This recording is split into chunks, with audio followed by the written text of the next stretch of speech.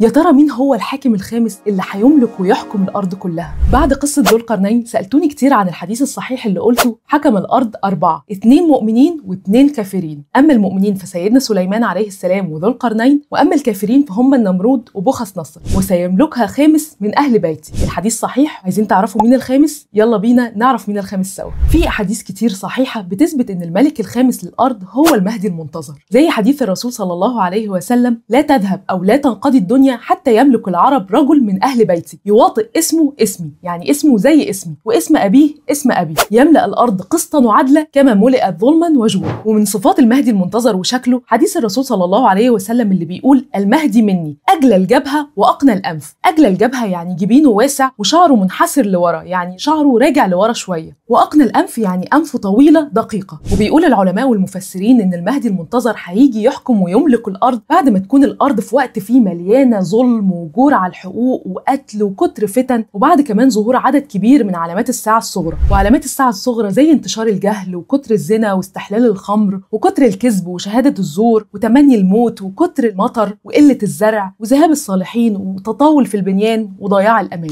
وللأسف احنا في وقت ظهر فيها عدد كبير من علامات الساعة الصغرى، عافانا الله وإياكم. فهيجي المهدي المنتظر بعد الوقت ده كله، بعد ما ربنا سبحانه وتعالى وفقه وهداه وأرشده لطريقه، يملى الأرض خير ويحكمها بالعدل بعد ما اتملت ظلم. وعن علي بن أبي طالب رضي الله عنه عن رسول الله صلى الله عليه وسلم بيقول: المهدي منا أهل البيت يصلحه الله في ليلة. وهتنزل البركة في زمنه، وهيفيض المال ويقسمه بين الناس بالعدل، وهيقيم شعائر الدين الصحيح ويقيم كل سنة ويرفع وينهي عن كل بدعة، وهيرضى عنه سكان الأرض كلهم من بشر وطير وحيوانات، وهيرفع وهيعظم من شأن الأمة الإسلامية كلها. ويقال في الحديث الشريف إنه يعيش 7 أو 8 أو 8 سنين. بس مفيش أي حديث صحيح ولا نص واضح صريح مؤكد عن مكان ظهور المهدي المنتظر أو تحديد وقت خروجه بالظبط. بس الأحاديث ذكرت إنه هيظهر في آخر الزمان قبل نزول المسيح الدجال ونزول سيدنا عيسى عليه السلام، وبكده تظهر بعده بعض علامات الساعة الكبرى. لحديث الرسول صلى الله عليه وسلم: كيف أنتم إذا نزل ابن مريم فيكم وإمامكم منكم؟ وإمامهم هنا مقصود به المهدي المنتظر. في حديث تاني بيأكد وجود المهدي المنتظر في وقت نزول سيدنا عيسى عليه السلام، الحديث اللي بيقول: لا تزال طائفة من أمتي يقاتلون على الحق ظاهرين إلى يوم القيامة. قال: فينزل عيسى ابن مريم عليه السلام فيقول أميرهم اللي هو المهدي المنتظر: صلي بنا. فسيدنا عيسى بيقول له: لا، إن بعضكم على بعض أمير ليكرم الله هذه الأمة. فالمهدي المنتظر حقيقة في أحاديث الرسول عليه الصلاة والسلام، في منها كتير صحيحة وفي منها ضعيف ما ذكرتوش. بس بكده في الأحاديث يكون المهدي المنتظر هو الملك الخامس اللي هيملك الأرض من أهل بيت الرسول عليه الصلاة والسلام. والله أعلى وأعلم.